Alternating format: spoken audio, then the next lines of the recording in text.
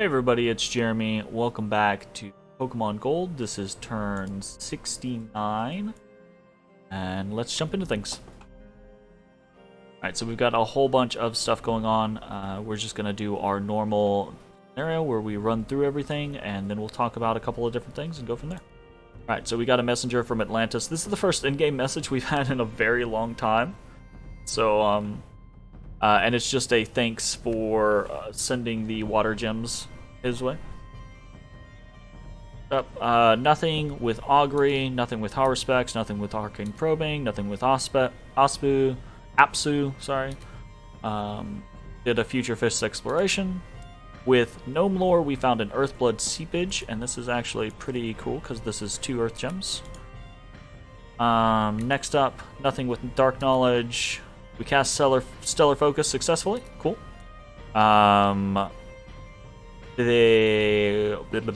Future City put up Galegate. Nothing with Auspex. Didn't find anything with either of our Priest Site Searchers. Our Holy Site Searchers. Didn't capture any Blood Slaves. And okay, there we go.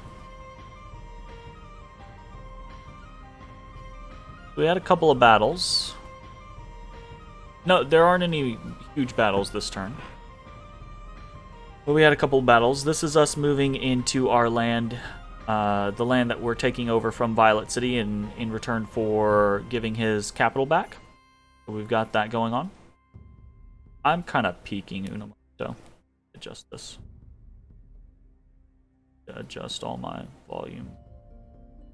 Had to do a whole bunch of work in Streamlabs today, so things probably going to be a little bit off. Okay, so we had the battle in Violet City's territory. Our forces were beaten by the defending forces of Olivine City. Okay, so this is the remnants of his forces, his god, basically. Let's watch this real quick. We already know almost immediately what the issue is going to be, right? And that is that his god is basically not quite as strong, but pretty close to as strong as a Steelix. So,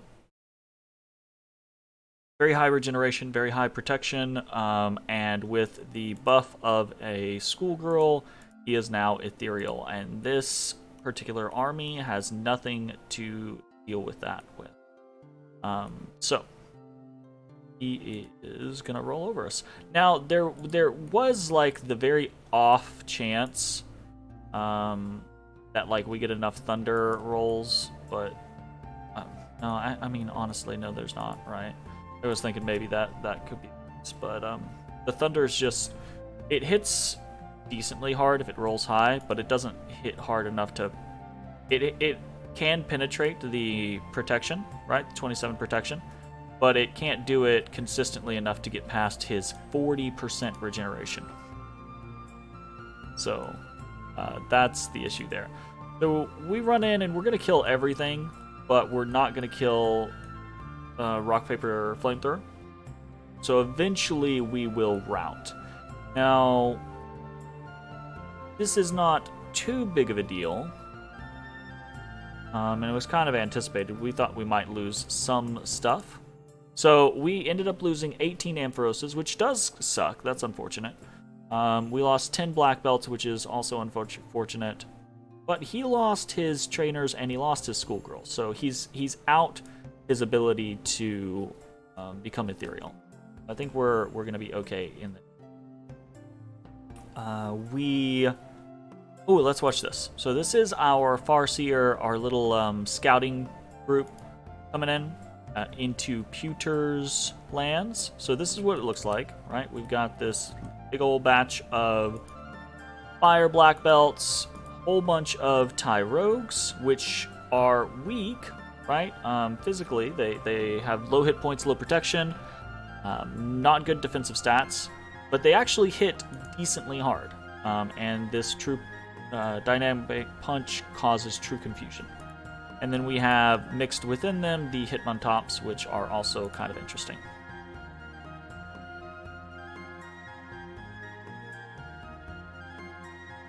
Okay. So this is how a typical raid like this will go. The swarm just moves forward, catches, easy peasy, done.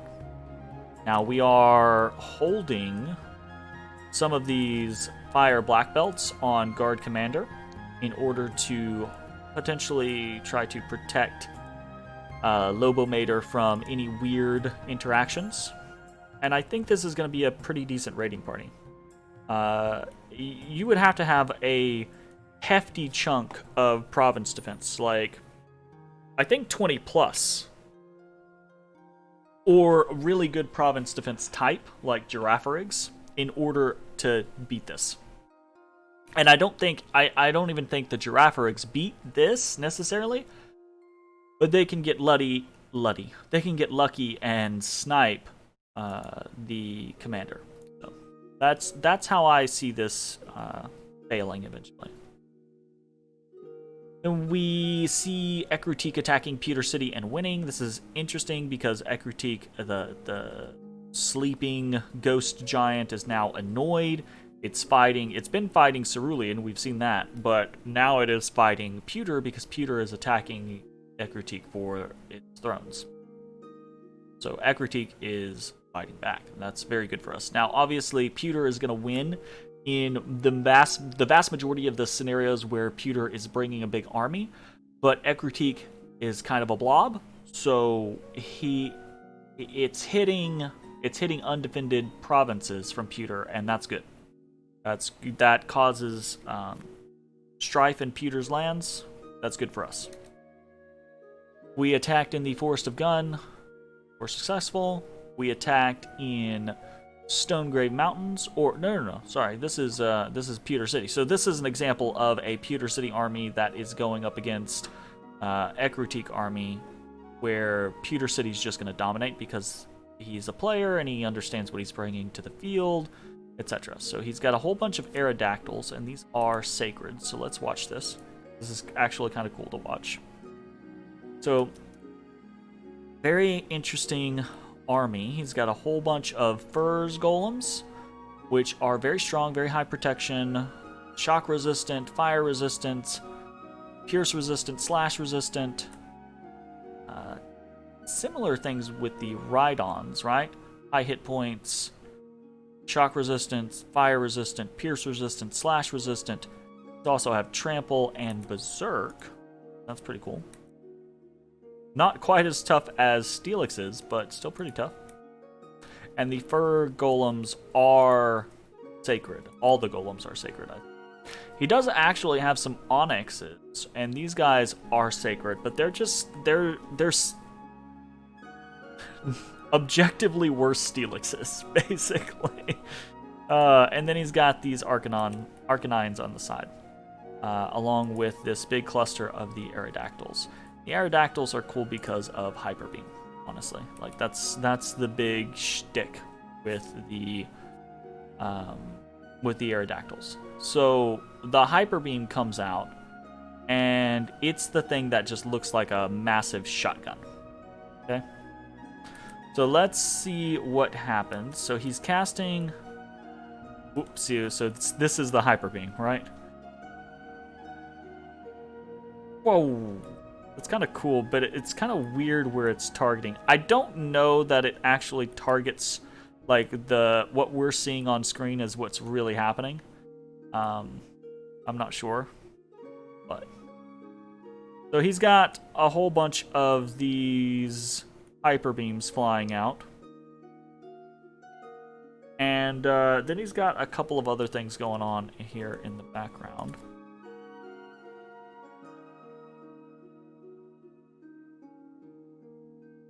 He's got Aerodactyl champions hanging out, and they've got spirit helmets. I say they. I've seen one. Okay, so there are more of the Aerodactyl champions, but I don't know if they all have.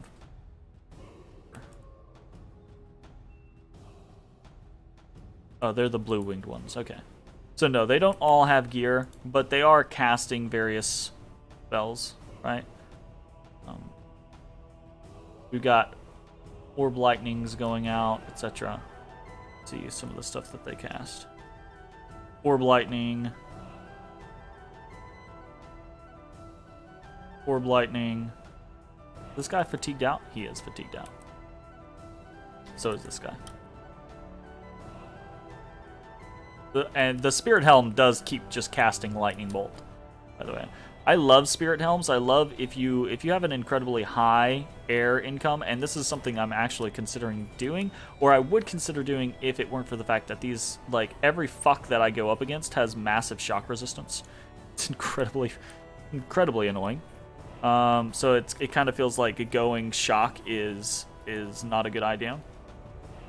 But interestingly, this army actually survives for a while against Pewter's army, and that's because they're all etherealed, basically. His golems don't do anything, his ride-ons don't really do anything. It's just that they don't die, so the Aerodactyls and the mages have to do all of the work, which is fine. Got a Crystal Sorceress back here. Didn't even see her. What did she end up doing? Got 2 kills. She probably just buffed some. The Arcanines actually did a whole lot of work there. I guess so did the Fur Golems. But anyways, that's a pretty interesting army. But that's more of an army that I expected to face throughout this game, right? Especially this late into the game.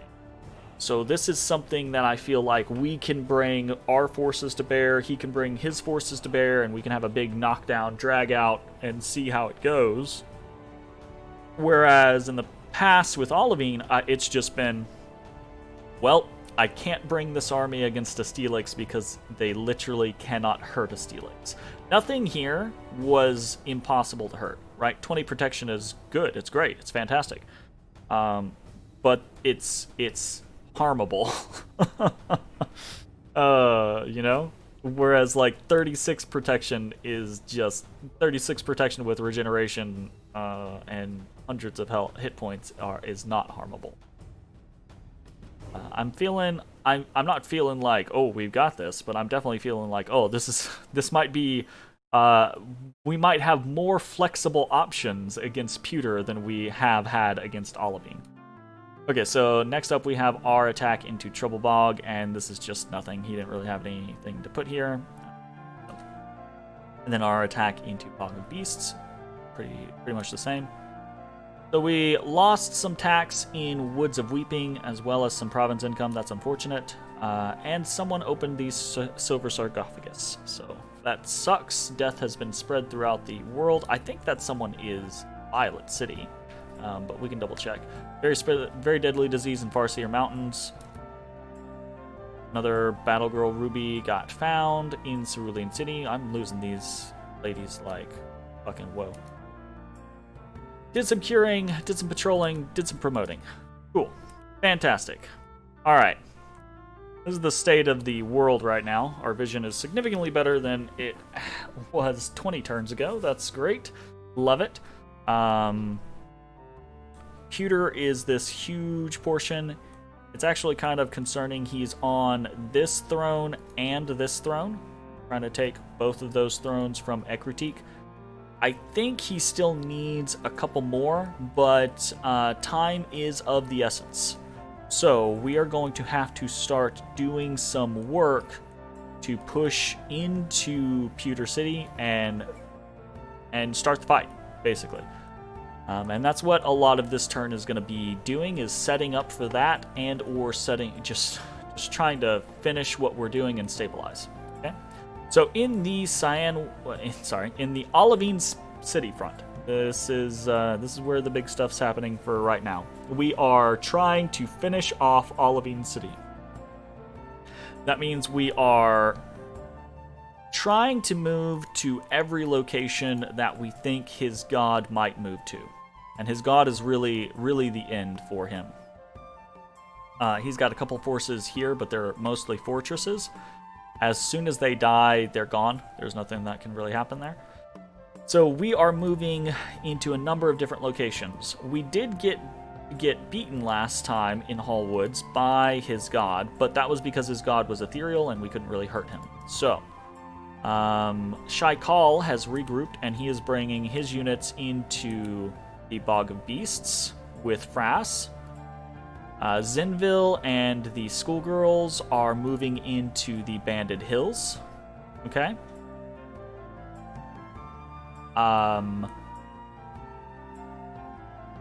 We are moving into Dragonscale Mountains with Wiglia. And then we've got a couple of splitting up, right? So the concern here is that he is still very strong, and we don't want to lose a whole bunch of units. So we're kind of moving, these are our flexible units, they can move quickly, so we're moving them all around. Chuck and Intimina are moving into Hallwoods. If he stays there, he's fighting Chuck and Intimina, plus these units. Okay? Lugal Kurdub and Seskalu are moving into Iron Peaks. If he moves into Iron Peaks, then Lugal and Seskalu are going to be the ones fighting him. Okay? If he moves into Bog of Beasts, he's fighting Shai Kal, Frass, and Ishkur and Simios. Okay? Actually, I'm probably going to alter that, because they don't need all of that. We'll send Ishkur up with Lugal and Seskalu. So just Simios is going to Bog of Beasts. And then Tarbal, our Kyogre, and our Latios are going to the Banded Hills. So we're kind of spreading out our forces here. You know what? That probably also doesn't need to be the case. At least not that extreme. We'll send the Kyogre into Trouble Bog. So we're doing a big blend, just trying to hit all of the different locations that he might go to. It's possible that he moves up to Swamp of Solitude, but Swamp of Solitude is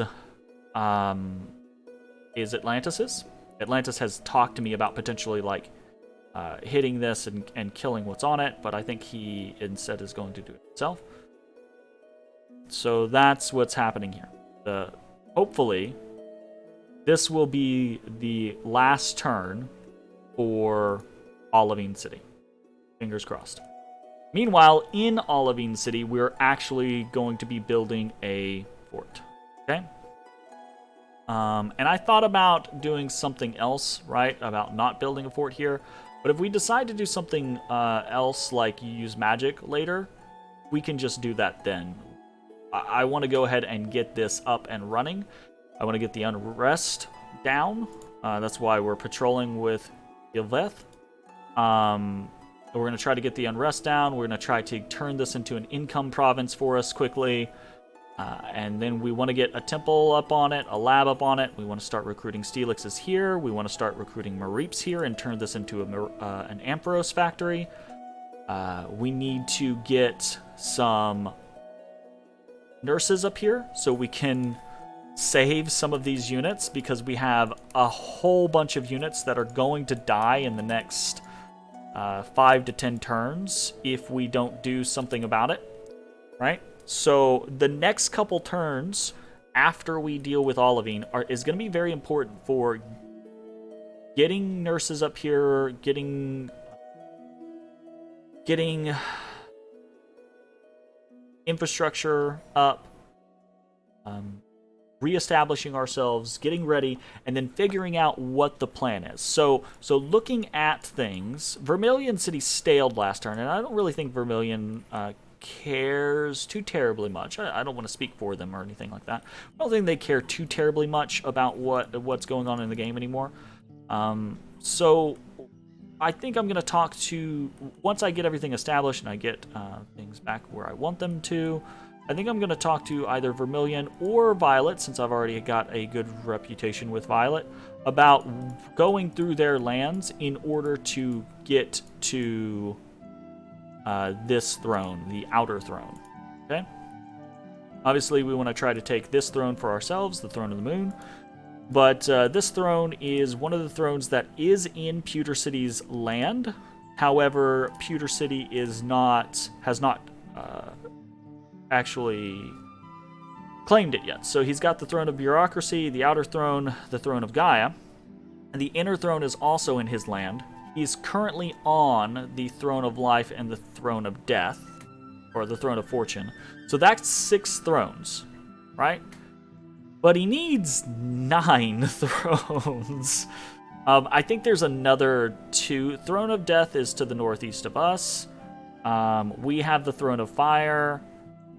We have the Throne of the First Stage, right? So Throne of First Stage, Throne of Death, and Throne of Fire are accounted for. Atlantis has the Throne of Water. Violet City has the Throne of Knowledge. Vermilion City has the Iron Throne. So the only unaccounted throne is the Throne of Misfortune, because the Throne of the Moon is Olivine. The Throne of Misfortune, I'm not sure. I looked around for that. I'm not sure which one that is. Check real quick. Outer Throne. On here. It might be this one, because I don't know what this one is. So it's possible that it's this one in Welsh, but he doesn't have it, or he hasn't claimed it. And even if that is this one, and that's in his lands, that means with the 2 from Ekrutik, he's sitting at 7 of the 9 that he needs. But he had to go into the... We found out one of the reasons why, and this is pretty obvious, right? One of the reasons why he went into the pond is to try to get Bishop Fish, which I think he has been successful in, but he hasn't really been able to do a whole lot with it to, like, try to throne rush. So I don't think the game is at its end, but we definitely need to start making motions towards Pewter, or else it's gonna be, right? Everyone needs to be defending their thrones. We need to get a couple of thrones out of his hands, and I think this throne here in Lilidor is probably one of the best ones that we're going to be able to go for. Okay? Especially since if we can come here and we can like take the Cinnabar City front, take Lilidor, then we're very close to this one, the Inner Throne, right? It's a hop, skip, and a jump over to the Throne of Bureaucracy, right? It's just, it's a place, it's a good place for us to be combative, to threaten a lot of what Pewter is doing. So, oh, and to also, oh no, he didn't open the, that's, so the Silver Sarcophagus was not the Throne of Death opening. That's interesting.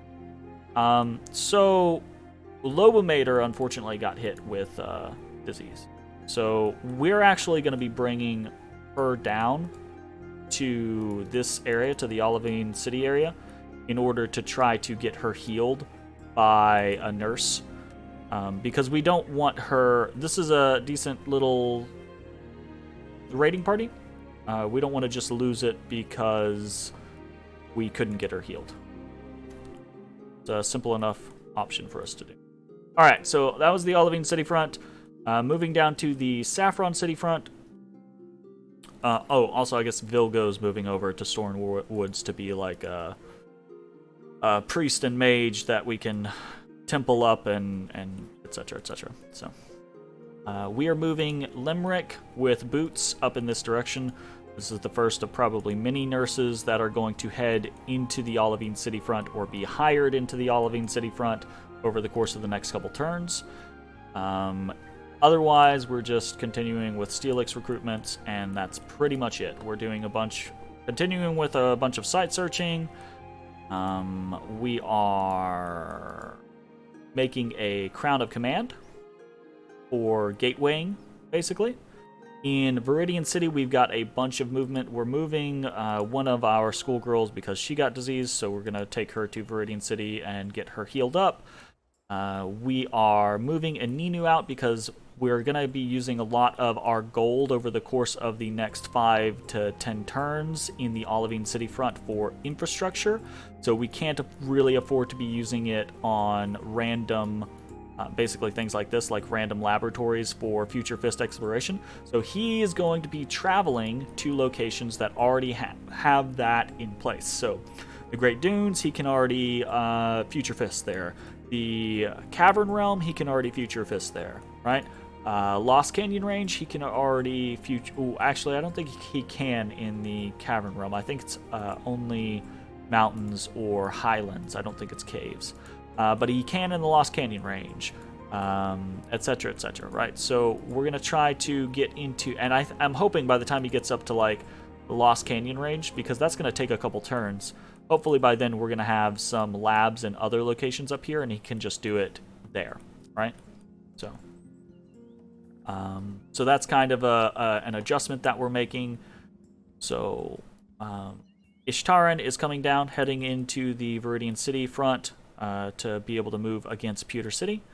And we're doing a couple of other things, right? Tereth the Lich is sneaking out, heading into Gwendolyn. We're hitting Province 10, Province 210, and Province 194 this turn.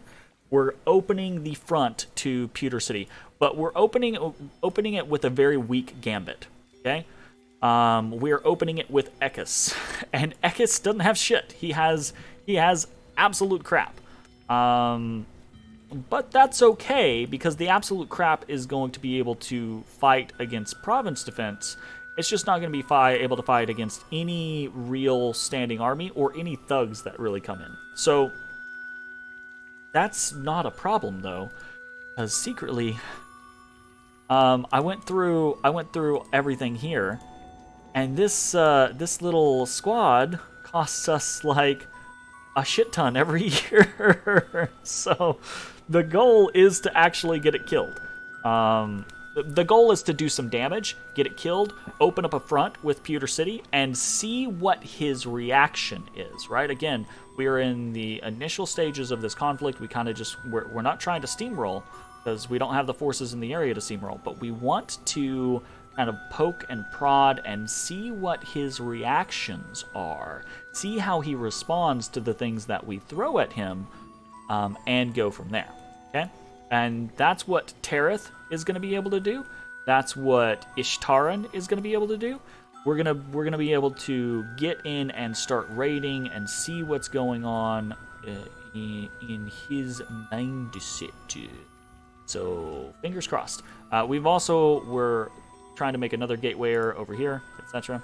It's not Seth Nana is not a Astral 2, but we can force her up to an Astral 4 if need be. Astral 4, I think Astral 4. For Gateway, yeah, we can force her up to an Astral 4 for Gateway if need be. So we just want someone else. We're working on who is it?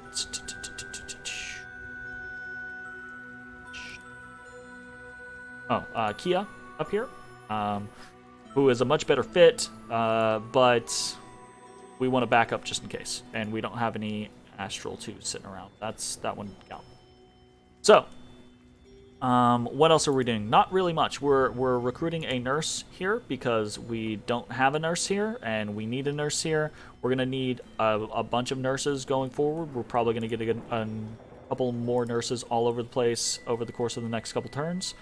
But we only had so much money because of the building a fort in Olivine City. So that's pretty much it for the Viridian City front. This is going to be very interesting over the course of the next couple turns.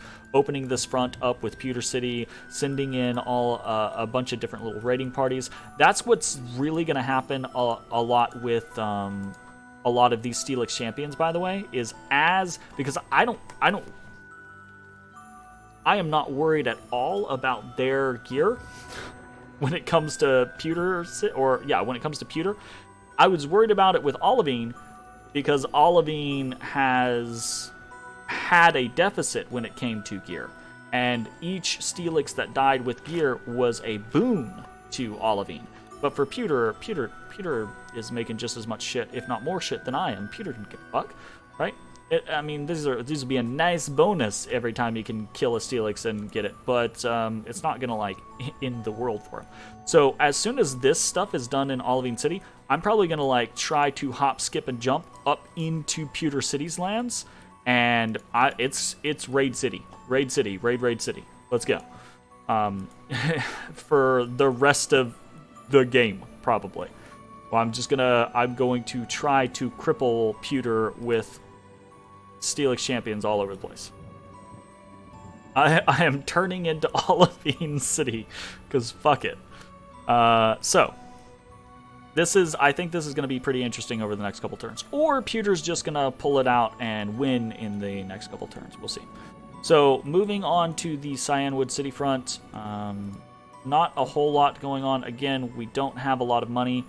I am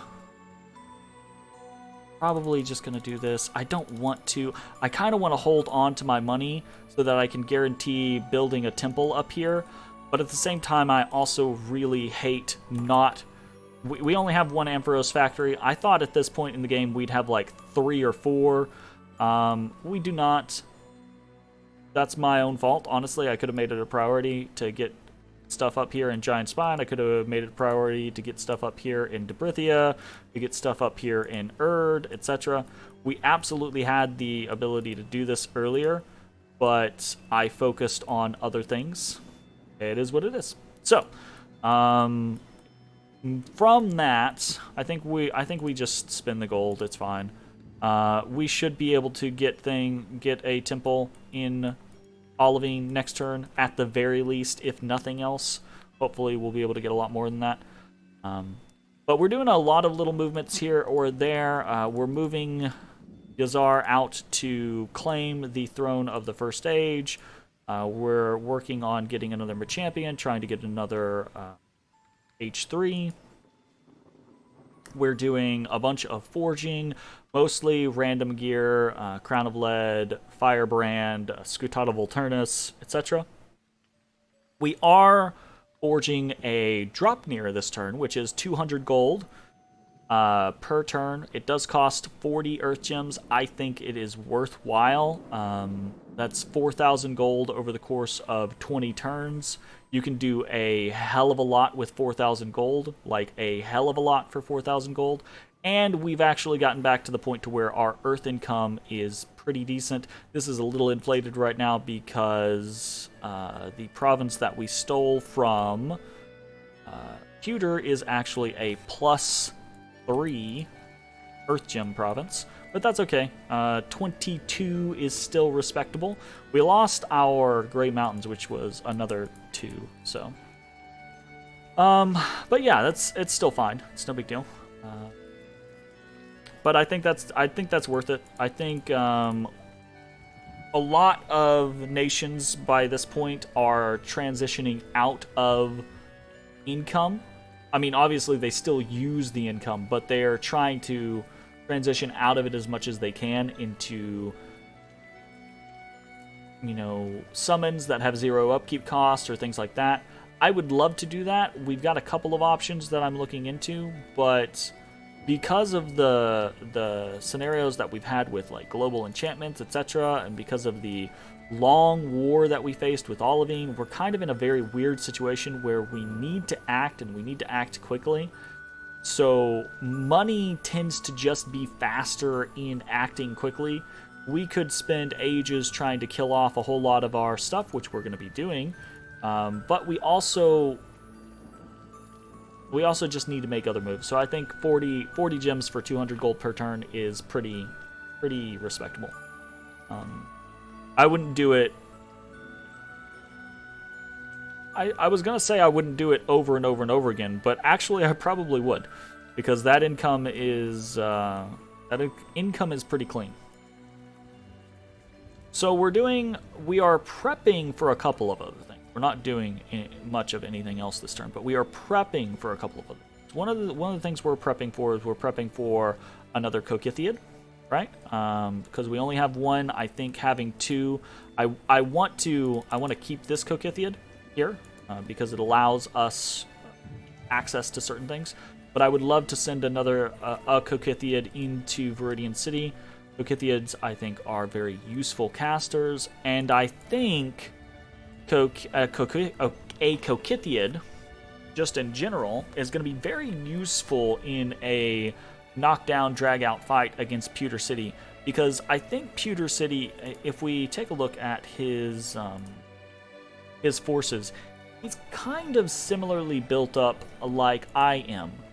Not quite as extreme, but Take a look like his ride-ons. No, he's better than I am. Still, I think so. The comment I was gonna make was about magic resistance, but his magic resistance is actually pretty fair, whereas mine is pretty abysmal. But I don't know. I think it'll be pretty useful to have a potentially high water, potentially high death caster to field in an army. Speaking of army, we're marching an army. We're doing it, Peter. Oh, actually, I forgot about this. Bless you. I need to do 1, 2. Oh, we'll do that. 1, 2, 3. 1, 2. Do a 10 and 10, and then we'll do 1, 2, 3, 5. Guard commander. So, we are sending out an army. It is an army of Prodigy Black Belts, 55 Prodigy Black Belts led by Yura. This is 55 decent units that free spawn, 55 incredible units. We are also throwing in some asides, right? We're doing some Leafeons, and we're doing some Umbreons. Hold an attack rearmost. And we're sending them in because one, we've been producing EVs for a long time. We need to start using them, or we need to stop producing them because they are costing us money. But I think we're sending this group because it just worked out space-wise. But I think the Leafeons and Umbreons are going to be very useful because I think this group, by the time it actually reaches battle, and it's heading over here towards Cyanwood City, by the time it actually reaches battle, I think this group is probably going to be throwing around army of gold or lead. And with an army of gold or lead on these guys, on these guys, and on these guys, they've got built-in regeneration on the Umbreons and Leafeons. The Umbreons have fear. They have poison barbs and poison skin. The Leafeons have some weird, like, leech seed, giga drain stuff. They have life drain, right? I think they're going to be pretty interesting options as far as stuff goes. This is also another reason why I'm interested in sending them more the Umbreons than anything else, is because the Umbreons do have dark vision 100% and dark power. They actually get really strong in total darkness. So I'm curious about potentially doing that to see if because so in scenarios where two armies are fighting each other and neither of those armies are like undead based or spirit sight based or whatever, right? Darkness equally harms both sides, basically, is how it works out. Obviously the balance scenario there is whichever side's units are better, they're gonna be better, obviously. However, if both armies are relatively evenly matched and they're both not good in darkness, and you throw up darkness, and you have even just a small contingent of units that are good in darkness, that unit can rip the shit out of an enemy force. Way worse than it ever would in a normal scenario. Right? So that's not to say that we're definitely going to do that, but that is an option, right? And what we're trying to do now, see, we've moved away from the Olivine City where there are no options. It's just this one thing, right? This one thing is going to work, and that's it. Hit them hard, hit them magically, and that's it, right? That's the only thing that's going to work. Pewter City, we're going to have hopefully a bunch of different options with. So that's what we're trying to facilitate. We're trying to facilitate what our options are. This is going to be the first of many forces that are going to start to roll out from Cyanwood, hopefully over the course of the next 5 to 10 turns. I still have to coordinate with Atlantis, but I think there's a world where we maybe attack Cerulean City. If not, there's a possibility for us to start gatewaying some forces in other directions, and we'll see how it goes. So, yeah. Okay, that's pretty much it for the turn. We're also sending 10 more water gems to Atlantis, and then after that, we're probably going to be tamped on water gems because, like I said, we're going to get another Kokithiid. We're going to do some other stuff, and I think that is going to be it. Global enchantments, I would love to get some. I would love to try to get one, the last global slot, but and we're moving up towards maybe doing an Eternal Pyre. Not sure how that's going to work necessarily though, so we're going to have to see. So yeah. Oh, I was also talking about this. We're working towards a Kokithiid. We're working towards another Lich potentially, or just Mound Fiends. Mound Fiends are useful as well, and they cost a little bit less than a Lich, but Liches are immortal, which is why I kind of default to them.